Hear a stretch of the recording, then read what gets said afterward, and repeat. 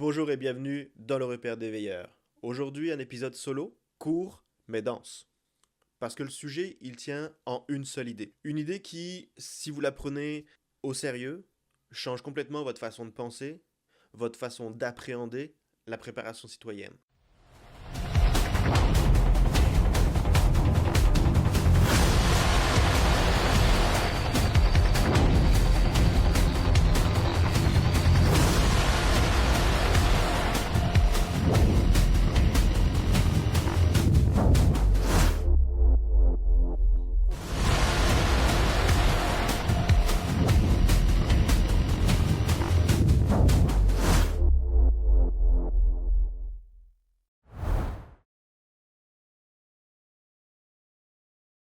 Je vais vous expliquer ce que ça veut dire, parce que c'est facile de mal l'interpréter.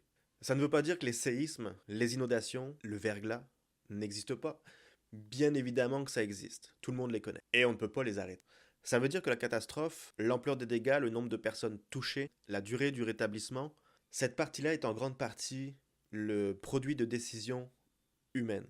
Et cette distinction, elle change complètement de ce qu'on peut faire en tant que citoyen avant que cela arrive.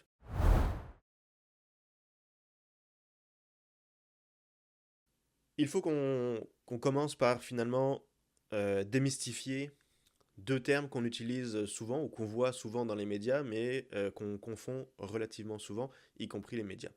Le terme aléa et le terme catastrophe. Un aléa, c'est le phénomène physique. La tempête, la rivière qui déborde, le sol qui tremble, ça, on ne peut pas l'empêcher. Et ce n'est pas le sujet. Une catastrophe, c'est ce qui se produit quand cet aléa rencontre une communauté vulnérable, mal préparée, ou placée là par des décisions humaines qui ont accumulé le risque au fil du temps. L'Office des Nations Unies pour la réduction des risques de catastrophe, l'UNDRR, a une formule simple. Catastrophe égale aléa plus exposition plus vulnérabilité. L'exposition, c'est là où l'aléa peut frapper. C'est souvent le résultat de décisions d'urbanisme. La vulnérabilité, c'est la capacité ou l'incapacité à absorber ce choc. L'état des infrastructures, le niveau de préparation des ménages, la solidité des réseaux d'entraide. Sur l'aléa, c'est une évidence, on n'a pas de prise. Par contre, sur l'exposition et la vulnérabilité, oui. Et voilà pourquoi le mot naturel pose problème. Qualifier une catastrophe de naturelle, c'est sous-entendre que elle était inévitable, que rien n'aurait pu être fait. Cette représentation-là décourage la préparation citoyenne, la préparation collective. Elle déresponsabilise et elle est fausse.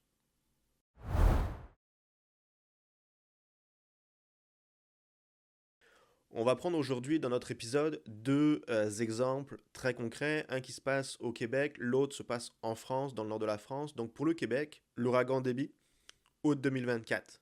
Les restes de ce système tropical frappent le sud du Québec. 55 collectivités touchées, 2,5 milliards de dollars de dégâts assurés, un record pour un seul événement météorologique au Québec. Les médias parlent de catastrophe naturelle, mais si on regarde ça de plus près, une part significative des dommages touche des propriétés en zone inondable connue. On a des infrastructures dimensionnées sur des normes historiques que le changement climatique change ou dépasse régulièrement. Et on a des milliers de foyers sans plan d'évacuation, sans réserve d'eau ou sans réserve quelconque et sans kit d'urgence. L'aléa, lui, on comprendra qu'il était bien réel. Mais la catastrophe s'explique par des décisions prises et accumulées depuis des décennies. Le Pas-de-Calais maintenant en France, automne 2023. De mi-octobre jusqu'à mi-novembre, on a une accumulation de précipitations qui frappe le nord-ouest de la France. 640 millions d'euros de dégâts pour un seul département du nord de la France. 13 décès directement liés aux inondations. Un rapport du Sénat français a été explicite sur les facteurs humains aggravants. Une urbanisation croissante en zones humides et inondables. Des pratiques agricoles ayant réduit les prairies au profit de grandes cultures, augmentant le ruissellement, et surtout une perte progressive de la culture du risque, dans des territoires qui avaient fini par faire confiance dans les systèmes et les infrastructures de pompage, oubliant finalement la mémoire des inondations antérieures. Ici, on a la même logique qu'au Québec, un aléa réel, amplifié par des décisions humaines ou par finalement leur absence.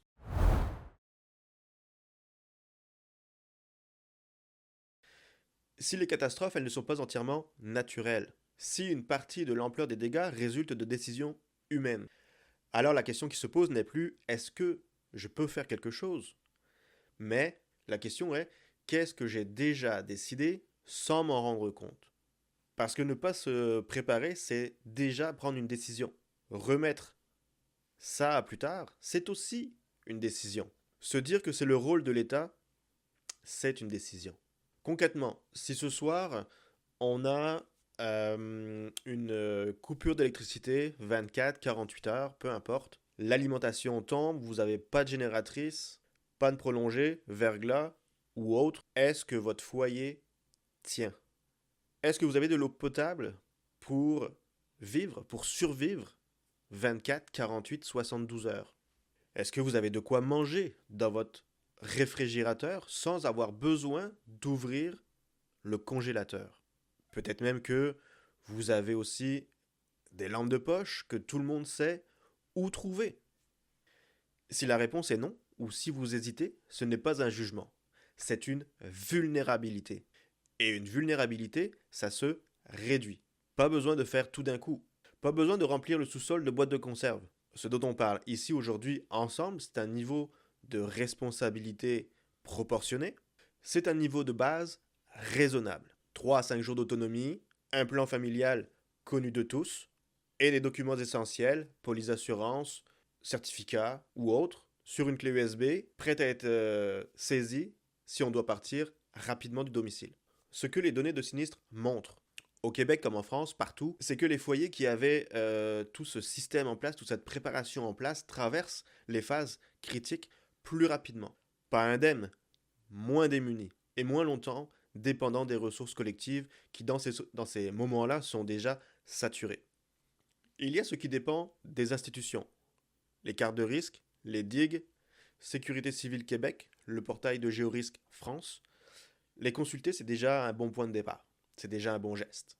Mais la vulnérabilité de votre foyer, elle, c'est la seule variable sur laquelle vous avez une prise directe ici et maintenant.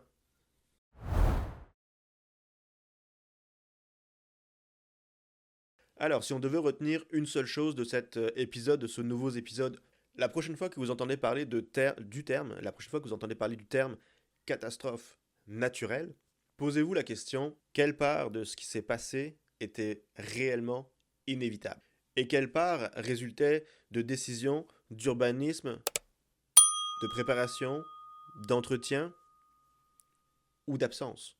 Ce n'est pas pour blâmer, c'est pour comprendre que la vulnérabilité, en grande partie, se choisit, ou tout au moins, elle se réduit.